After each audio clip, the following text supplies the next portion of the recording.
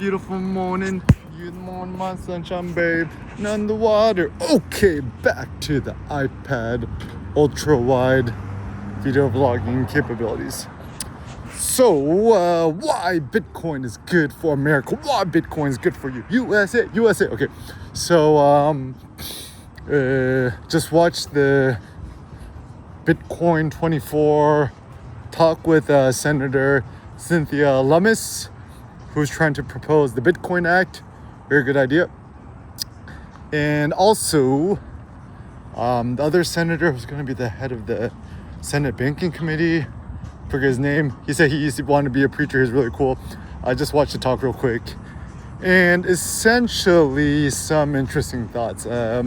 First and foremost, I like the idea of like some sort of like minimum viable government. So the basic idea is obviously you want the police, you want the fire station. If your house is burning down, you know, good luck getting your own hose and doing it yourself. And then everyone wants their guns, right? Until somebody breaks into your house, like let's say 50 dudes break into your house. They also have guns, AK-47s, and you with your loser, whatever that you have, you ain't gonna fight them all off. And then you go knocking to the bank. Oops, sorry, the government doesn't have enough intervention in your life, so you don't have access to the police department. Good luck. So yeah, anyways, people kind of have things a little bit twisted, in my opinion, okay? So the thought.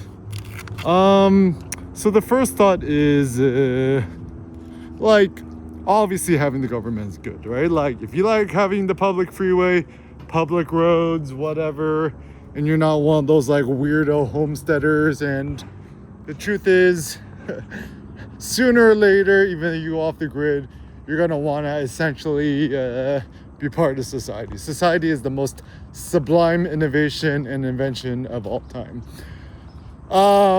Yeah, so that's, society is good.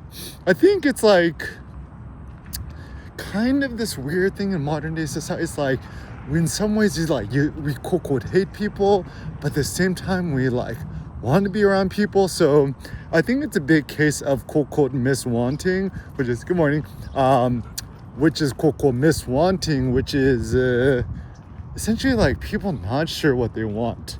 They think they want this thing, but they actually don't. They don't think they want this thing, but they actually kind of do, right? So anyways, so I don't know anybody who doesn't want access to more money or capital or financial freedom, power. I have no friends in Apple, Amazon, Google, Facebook, Meta, etc. who wants to be there if they had the option. Everyone wants to retire and retire early. Bitcoin is for the ultimate financial tool for millennials, right? Because yeah, you don't want to be tied down, right?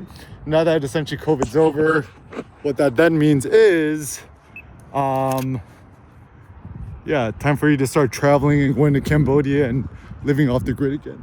So the reason I find this to be so important is that a lot of people become tied down by their possessions, their vehicles, their coach buggies and whips, and their mortgages, blah blahs.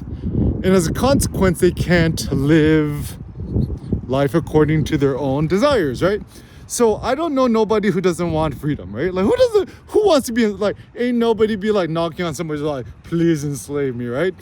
And the reason why it's good to not be on loser Instagram, Facebook, whatever, right? It's like, unless you like giving fellatio to Mark Z, unless you like the Zuck spunk in your mouth and all of your face, yeah, you probably don't want to be a slave. Nobody wants to be a slave. No one wants to be a digital slave. Yeah, we sign ourselves up for slavery. Every time you buy a brand new car, you can do payments. Anytime you buy a loser new iPhone Pro with some sort of payment plan, yeah, you're essentially signing up yourself for self-elected slavery. It's not a good idea. Yeah, not a good idea. What you want instead is self-elected freedom. So essentially, buying Bitcoin, which is, to me, it's kind of like embodied freedom, freedom, energy, freedom, power that's actually built into the economic system. So I think it's a pretty powerful idea. And the big question is like, why do I care, right? So growing up poor, blah, blah. Yeah, it's like, that's a big thing, right? And also the second thing, being a Boy Scout, Eagle Scout. Like good morning. I'm kind of like, to me, the only honest patriot that I know that's not like, I call them flag humpers, right? Like anyone who tosses on a MAGA hat or puts a American flag sticker on their truck or their Tesla, or even people who do military, Navy SEALs, whatever's like, you put stickers on your car, like to show or prove your Americanness or whatever. It's like, that is so superficial. Like, a real American, a real patriot, a real Navy SEAL or military person, right? Like, you don't seek privileges because you did a duty, right? Like, the ultimate authentic thing is you stay super low key and stealth about it. Like, you don't keep waving your American flag to other people, like proving how American you are. Like, so there's like a via negativa principle here, is that anyone who like shows off a certain insignia of like too much is really, really highlighting a sense of insecurity. I just saw a random dude pull up in the truck wearing his red MAGA hat. And I like looked at him, I like nodded my head, I said, good morning. Guy like looked at me kind of weird, it's like, it's like, what? It's like, come on, it's like, yeah, it's people silly, right? And I think, honestly, the reason why all politics is bad, news is bad, the truth, what is, right, is like, I call like minimum viable information. So information is toxic, right? And the dosage is the poison, which means too much information, too much news, too much whatever, even if it's true, it's probably going to destroy you, right? Like, for example, let me do a thought experiment. If you actually had a stream to your iPhone that gave you a notification that anytime that something bad or evil happened on the planet, which is 100% true and legitimate, you probably you would not be very well. And I think the hard thing is, naturalistically, all the bad things that happen or tragedies physically. What's up, bro? All these tragedies are kind of hyper localized into, your own specific locale and stuff like that. So as a consequence, you're not really doing a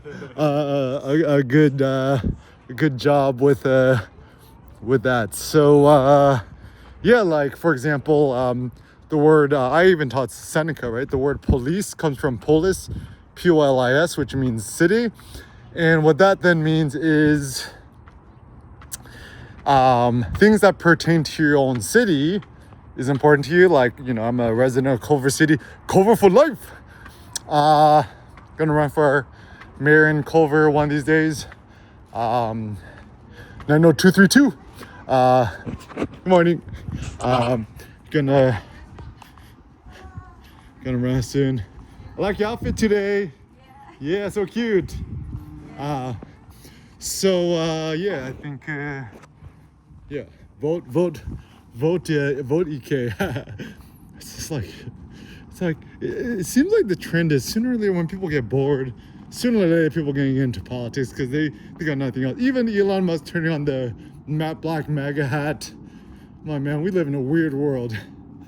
Anyways, so the simple thought I have is individual freedom, individual sovereignty is more important than money. And actually, I don't think Bitcoin is quote money. I don't really like think about money no more. I like to think about freedom. I like to think of capital. So capitalism, right? And so Bitcoin is essentially the ultimate digital capital. It's the ultimate capital. It's the strongest, smartest, fastest. It's almost kind of like its own biological cyber, organism. So you could be sleeping on a Saturday night, and there's somebody in Singapore or Zimbabwe building something on the Bitcoin blockchain, which is improving you. Or there's some entrepreneur in Shanghai, who's also buying and selling Bitcoins or, whatevs, right? So as a consequence, the whole Bitcoin network is being improved while you sleep. It's kind of cool. It's like Bitcoin is the world's ultra hardest working capital of all time, right? And it's always working 24/7, 365, every half a second, right? And I don't know, I think Bitcoin will bring global peace. It'll bring global unities. As long as you own $5 worth of Bitcoin, use my brother, my sister, my mom, you my cousin, we familiar.